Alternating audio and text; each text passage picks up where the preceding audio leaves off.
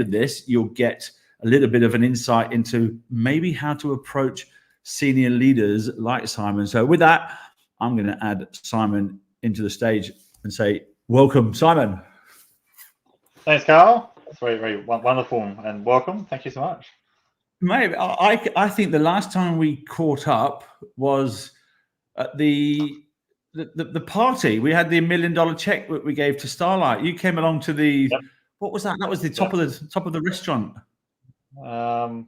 Yeah, I'm not sure what the restaurant was, but I remember you had the bit that stands out for me was the Women's Weekly lady who invented those cakes. And we all grew up with, right? The train cake and the duck cake, and she was there. I met her in person, which is I never thought in my life I'll ever meet the person who invented all those birthday cakes you had as a kid.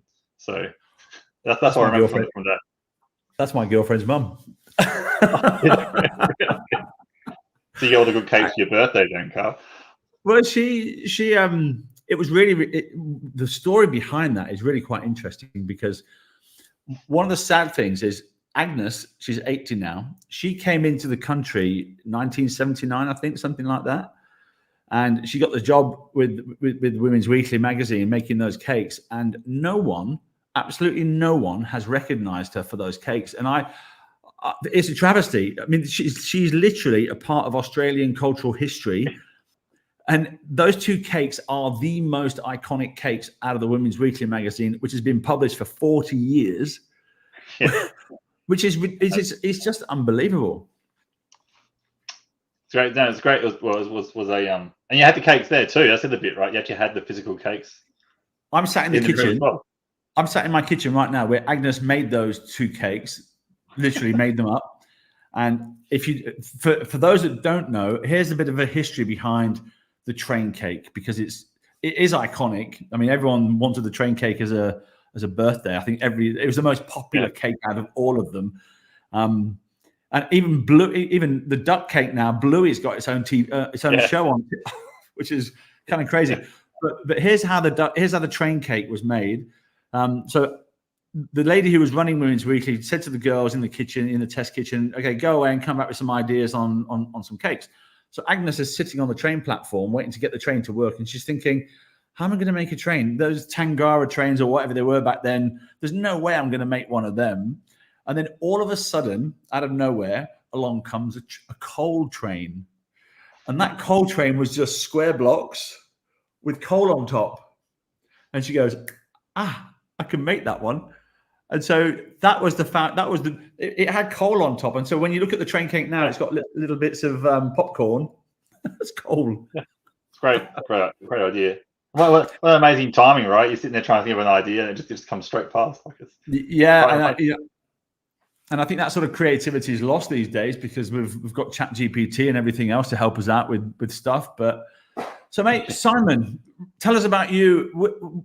How did you get to become a CTO? Because I think everyone would love to know this. I mean, it's literally you've gone on a journey. How did you start, and how did you get to where you are?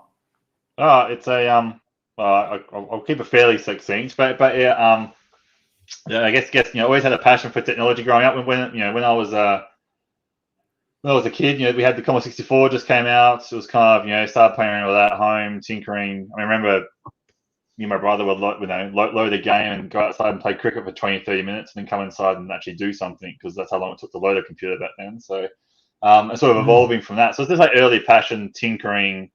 Then sort of the Intel stuff came along, so tinkered more on that, and that sort of got that interest as I went through school.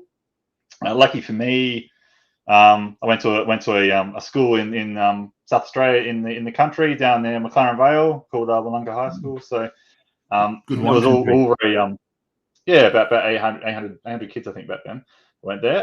But generally, they were very supportive of my technology passions. They actually put up a technology class for the kids, and for IT and to learn and do early computing. We did like an early programming class, and so I sort of learned from that grassroots to really get that passion.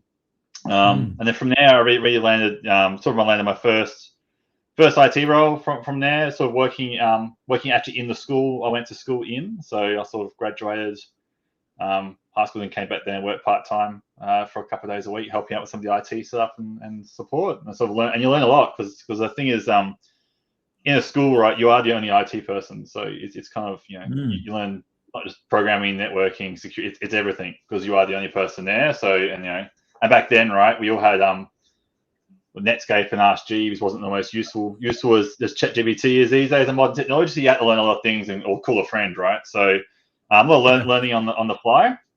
Sort of evolved from there. Got a few roles in a few different schools.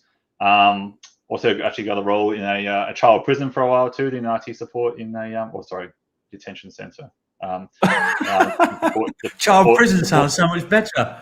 I know, sorry. It's the school it's detention centre. Doing some IT support in there as well, looking after computers in that sort of growth. So lots of different exposure against lots of different industries. And that was really because in South Australia at the time, was where I grew up. It's very much a government-centric town, or government and defence. So it's a lot of my early roles were in the South Australian public sector.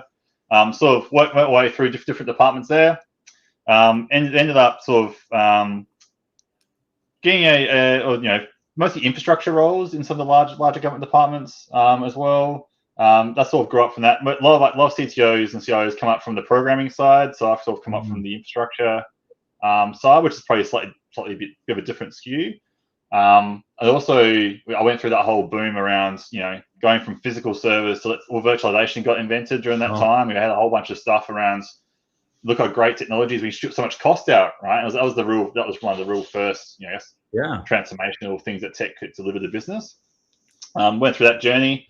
Ended up working in a couple of large departments like South Australian Health, which had 52 hospital sites across the South Australian and Northern Territory.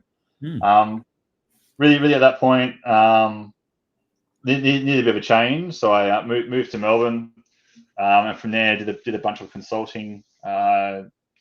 My first consulting role was actually working with Courts Victoria to separate them from the government, so they were part of government, separate them out.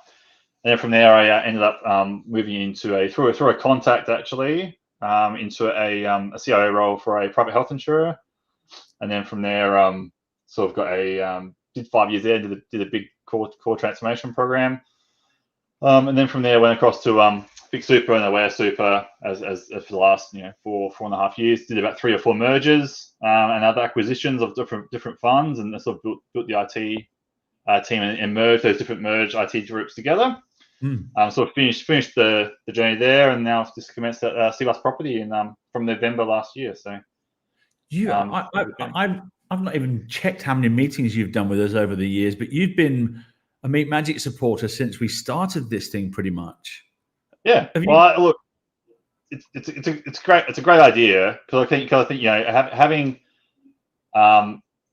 getting constantly bombarded by meeting requests all the time from vendors, suppliers, and you want to there's always something new that comes out. You can never say you know everything, so there's always something new that comes along. So at the same time, you are keen to know more and learn about the new products, but at the same time, you're obviously time bound. So it's a great idea bringing those two things together to go, well, here's a more structured way to have meetings, but it also ends up donating money to some charities and causes. So of which I always think it's a great because we can give back to the community and give back to those in need. What a great cause for everyone, and a great way to catch up over a virtual coffee. So. And doing something that you do every single day as well. I mean, you mentioned before that the technology change is happened. So, wow. I mean, I remember. So Andrew Madazak, who's the current CTO of Commonwealth Superannuation, he's been on my advisory board for quite a while. I've known Andrew for 20 odd years.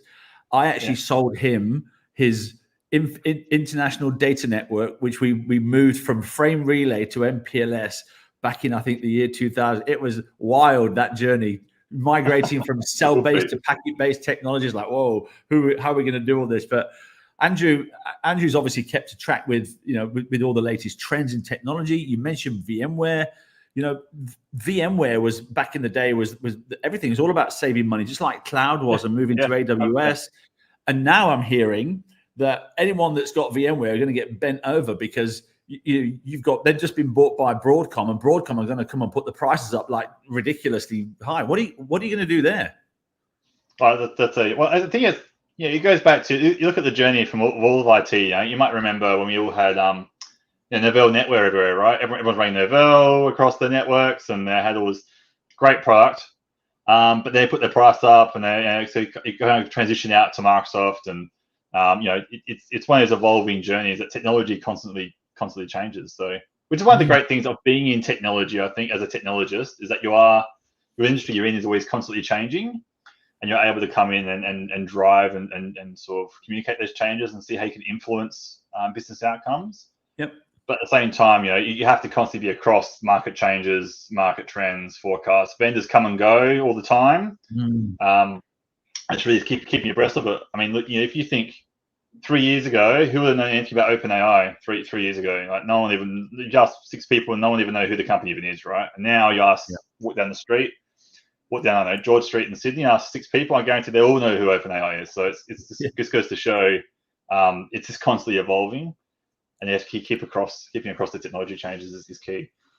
You probably just seen that banner pop up on the screen. That was you've done 17 meetings in the time you've been with us over the years, which is over almost $12,000 that has been donated to charity from those connections.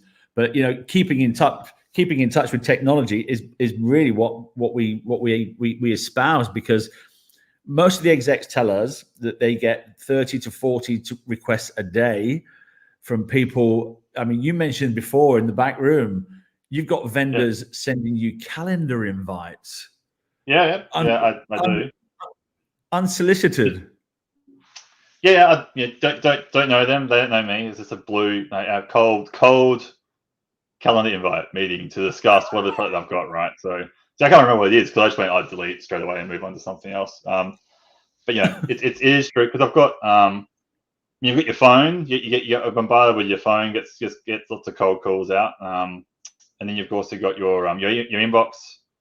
Then you've also got your LinkedIn. We got lots of just non-stop requests, and also email messages as well. So try and keep across all those different channels, but also at the same time, all your day job too, right? We actually paid to do. You're not paid to sit and talk to vendors all day long. You're actually paid to deliver value back to the business. And deliver a program at work, and sort of there's a whole bunch of other stuff I have to be across. So you just don't have that capacity to sit there and looking at. It might be the best product in the world that's come through on those messages, but you just do not have the capacity to look into that and spend the time reviewing it, because it's just bombardment of non-stop mail. That there is such a big problem right now, because we're seeing automation that's increasing the number of emails that are getting sent. Automation that most of those emails that you're getting are probably sent from a bot, not necessarily a person typing it. So it's on a rotation. So they put them on a sequence. So send it 2 days later. Most of the execs that we talk to, and honestly, I was on a call last week with Rory Sutherland, our chief evangelist, who's the chairman of Ogilvy, vice chairman of Ogilvy in the UK. He had his head of B2B marketing, the practice at Ogilvy, on the call with us. And he said to me, what you're doing with the platform, with the Meet Magic platform, is really interesting, because I get so many people coming at me every single day that I've just decided to say, bugger it, no one's going to see me. And so he knows he has to keep up, but he just can't keep up with the constant inbound. There's just too much. So there's a filtering mechanism that's needed, which I think we've created pretty well. But so what do you do if your business has got to go over there and you're transforming? What do you do? Do you only engage the vendors when you're ready to engage them? I think it's as you build that experience, you have a group of known and trusted partners that you've worked with before, right? You know they can do it. The platform's going to work. The guys to send out, they know their stuff, and whichever vendor you recommend into the business is a reflection of you ultimately, right? If you're saying we should partner with X, then that's a reflection of you, and X comes in, does a good or bad job. So so ultimately, I think you sort of stick to the safe option and going, well, I'm going to go with who I know and what I know, which is probably 80% of the time the right decision. There's probably arguing there for 20% of the time. Are you really pushing that? Are you really pushing that? That 10 times more of are you really driving innovation? Are you looking at the next thing of could you really do something new? You're playing it safe, which could be okay, right? I guess it depends on the organization's appetite as well, from a risk point of view, / how much they want to transform and innovate, try something new. it is a challenge though, balancing the known. I can definitely deliver this for this cost and risk and within the appetite of what we expect, and we're at the same time and getting some runs on the board, Yeah. which is the most important thing. And at the same time, buying something new, the new ChatGPT, right? That's going to come out and completely transform the way we operate as a business. So I'm really interested in, you mentioned 80-20. The 80 is great, right? Because you're going to do what you've always done because you've always known that. And you're going to do that because psychologically you don't want to get fired, which is pretty much why everyone continues to do what they've always done, because psychologically it's like nobody got fired for buying IBM. So make the safe bet. Can you remember, and I'm sure this will be interesting, can you remember a time when you really cocked up and you made the wrong choice? You don't have to name them, but we all must have one.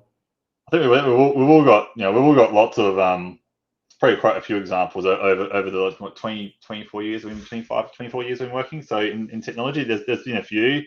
I think there's platforms I've gone and bought because they were at the time you thought they were the safe bet. But then they're on the downward slope, right? This is if you start going back to those Gartner hype cycles and that kind of stuff, right? You kind of you probably should have done, if you actually went to market and reviewed it, you might pick something different.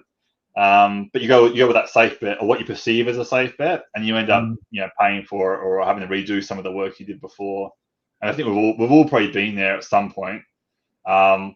The trick is I find the trick is just having enough data there to validate the decision you're making. I think I've learned over the years is going, well, yes, you might have a gut feel for what you think is the safe bet and what you should do.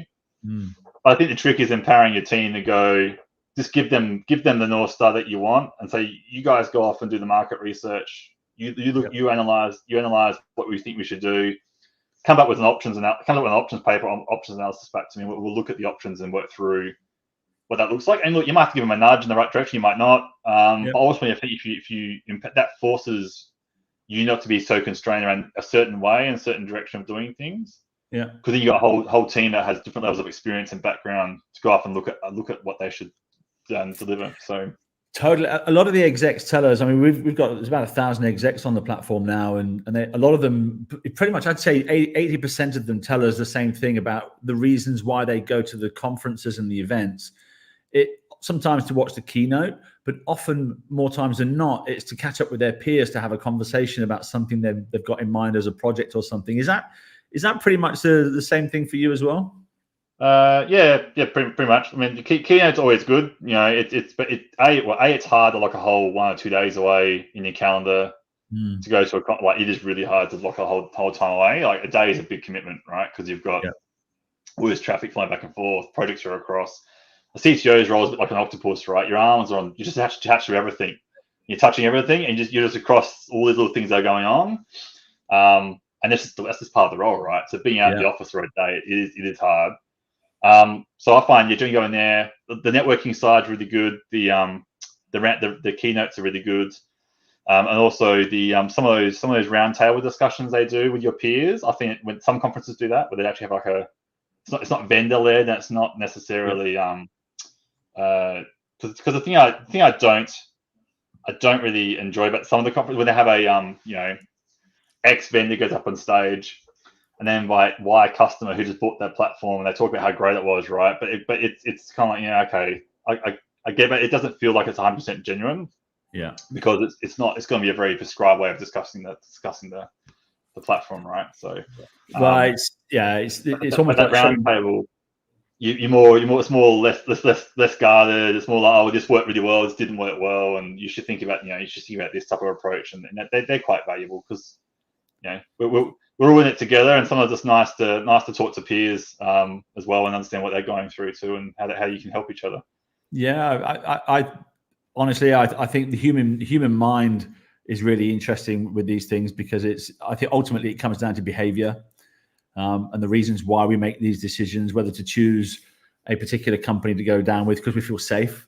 Nobody got fired for buying IBM, and the problem solving is really a lot of the times it comes down to being rational, but rational decisions only tend to end up in the same place, which is the same place as the competition. So it's kind of hard to really be a leader in technology and really be the first to move to market, because you're taking a big risk, because you don't know if it's going to work, and that's often the case. I mean, you mentioned before ChatGPT and the benefits that's bringing versus Ask Jeeves. Christ, I mean, you're going way back then. But it's technology's role is obviously in digital transformation is really becoming. I mean, it's obviously critical to it, right? Where do you think the social impact side of that is?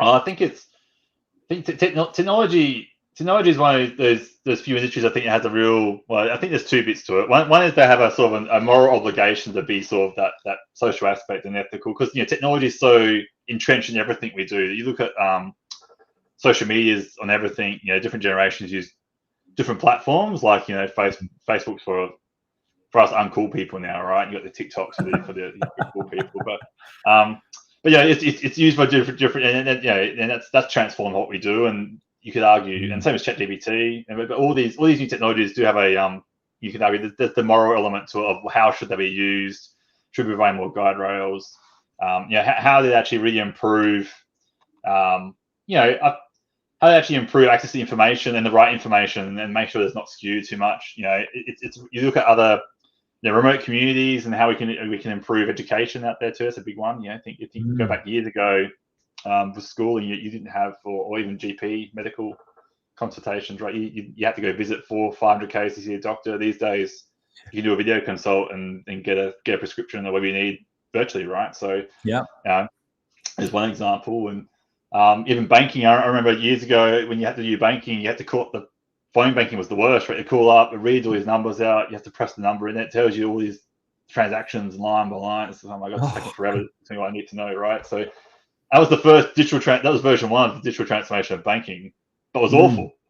And then we went to all of a sudden net banking came out, and I was like, oh, this is so good. I can transfer money, and now you've got Osco where I can give you money straight away, right? We can be sitting at a table for dinner and go, oh mate, all right, so splits the bill. Instead of me trying to dig up my wallet and find out what other notes I've got in there, which these days isn't much.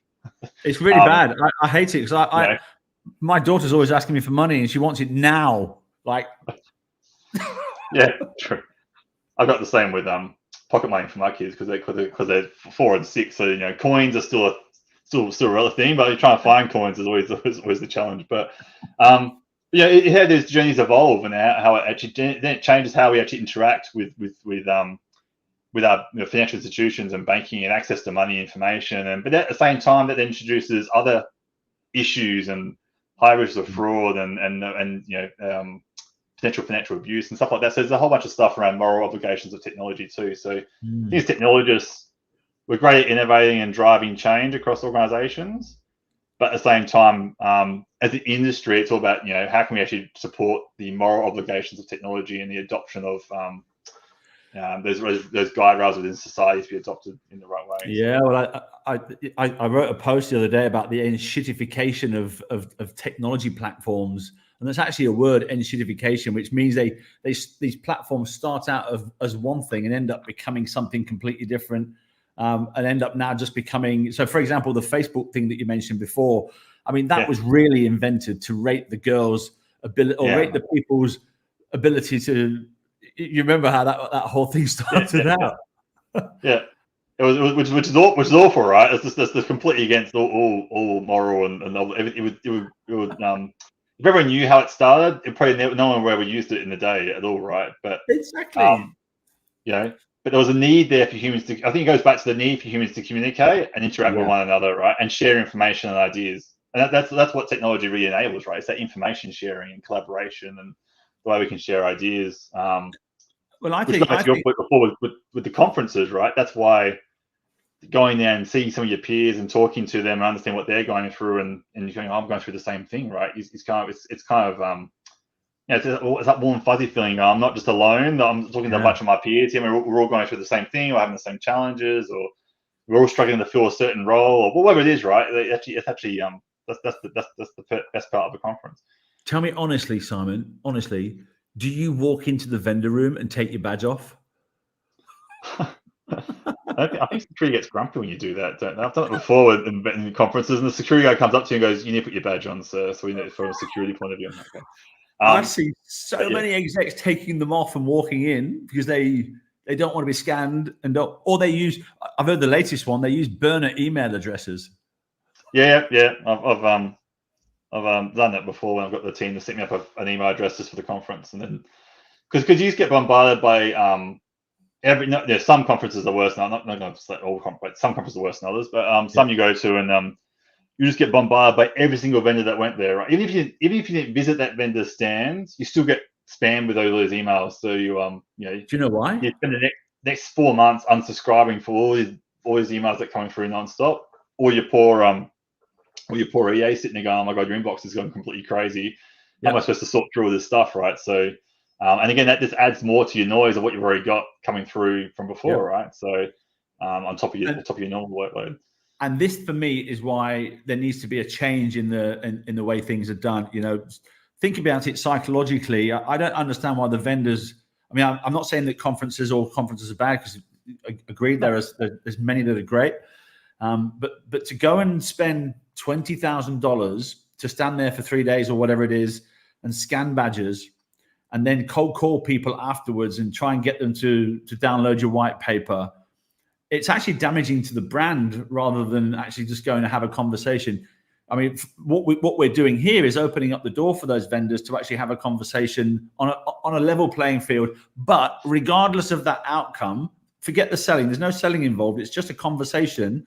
And regardless of that outcome, there's going to be some positive social impact that's made out of that. And I can't help but think that in my world, every meeting that's a first-based discovery meeting with the vendor should be forced to go through this process, because it says something about the commitment from the vendor that they're prepared to pay for that money. Because and for you as an exec, there must be something important that they've got to say, that they're prepared to pay for it and get some time with you. I think because on that point, what I found, having done a few of these meetings, 17. They come prepared, right? So I find that the cold emails, they're all very generic, as you said, right? So, but when they come into these meetings, before I found that it's usually the research the organization. They know why they want to reach out. They have a slide deck sometimes. Sometimes they don't. It just depends on the conversation go through, right? So, but at least it's organized, where it's kind of like, okay, here's what we're going to talk about, and so it kind of So I generally find that even meeting with vendors that I've used before, right? There's been a couple of those meetings I know where I've actually it's an incumbent vendor who's reached out via the platform to meet with me. But I still find you find out things about their product and the roadmap that you just would never have known otherwise, because you don't take that it's that half an hour just go, okay, what is your roadmap, right? What are you actually building, and what are you guys thinking, and what works well, and maybe seeing other customers use, and that generally it's quite a good conversation. But compared to those cold call ones, like you said, they're driven by bots predominantly, right? And they're just not linked to what I actually need to deliver, or what I'm working on, or they're not relatable. I'm trying to get the salespeople to go back to the old days when I used to. So when I was in sales, we never had the internet or mobile phones. We had to go to the office where Simon was working, sit down in reception and steal an annual report. And then we'd take the annual report book and we'd take it back to the office, and we'd sit down, have a cigarette and a cup of coffee, and we'd read the annual report. And then at the end of that, we'd know what the agenda was. We'd know what the strategy was for the company, and the CIO. We'd even know how much the CIO was making, because it's listed in the annual report. And so you can pick up the phone and actually have a conversation about, hey, you're going down that path. I think we've got a great story to come and have a conversation with you. Do you want to have a chat?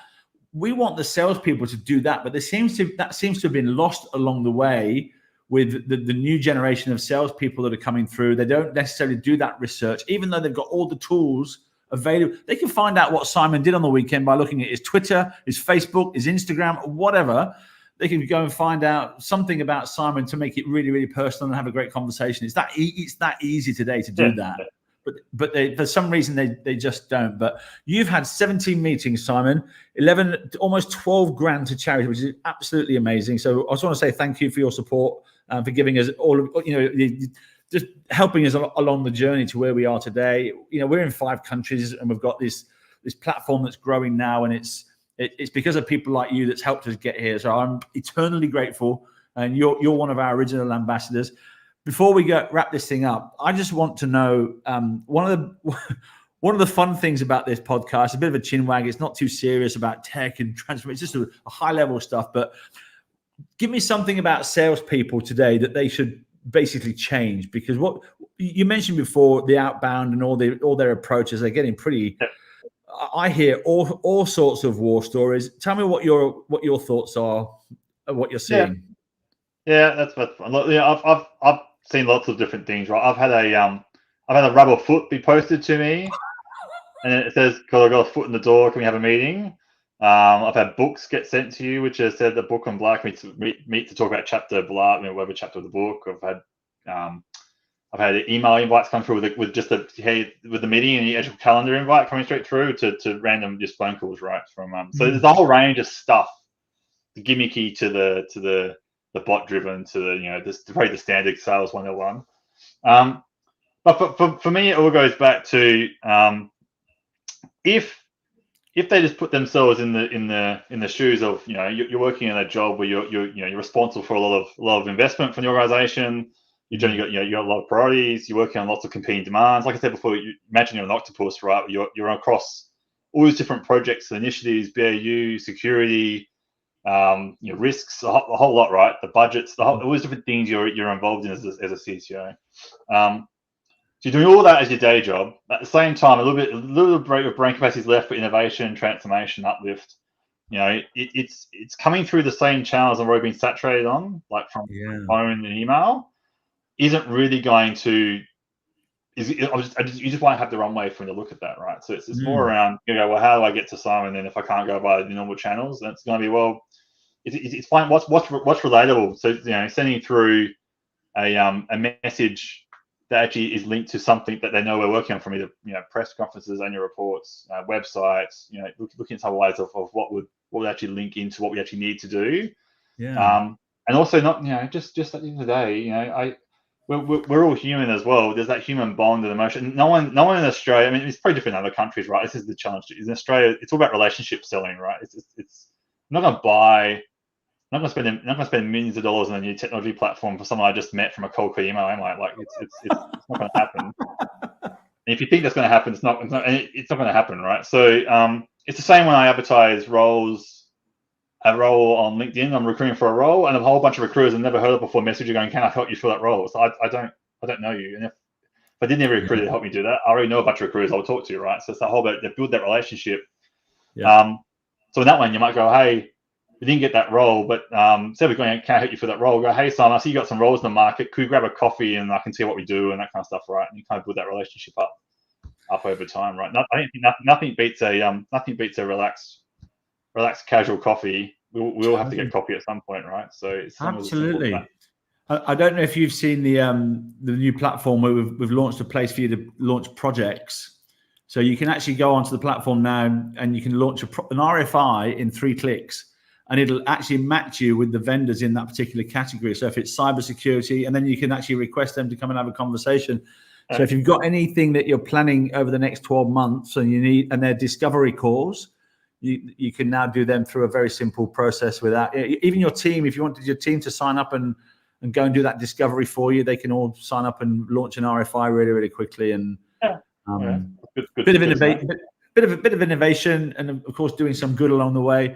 Simon, bless you. Thank you so much for your time and for giving us some of your time over the years. It is, like I mentioned before, it means a lot to me the early days, because that's how we got started. And I think what we're doing now it's well known. I think there's nothing that anyone can say that it's not a good idea anymore, because it's been done so much. I think we've done about almost 3,000 meetings, which there's so much information that's come out of that. It's just amazing, and it's because of people like you that have started us. So just want to say thank you again, and if there's anything we can do to help make your life a bit easier at work, avoid some of the noise, avoid some of the spam, and we know what you got to do, and we know it's getting harder and harder because of all the inbound stuff that's coming in. So it's a crazy world out there. Sure it is cool. Although we're over the COVID hump at least, so it's getting a bit less crazy with that. Yeah, exactly. There's a question here. What's this one? There's so much from information you can learn from watching companies' external attack surface. There we go. So Jamie's story there.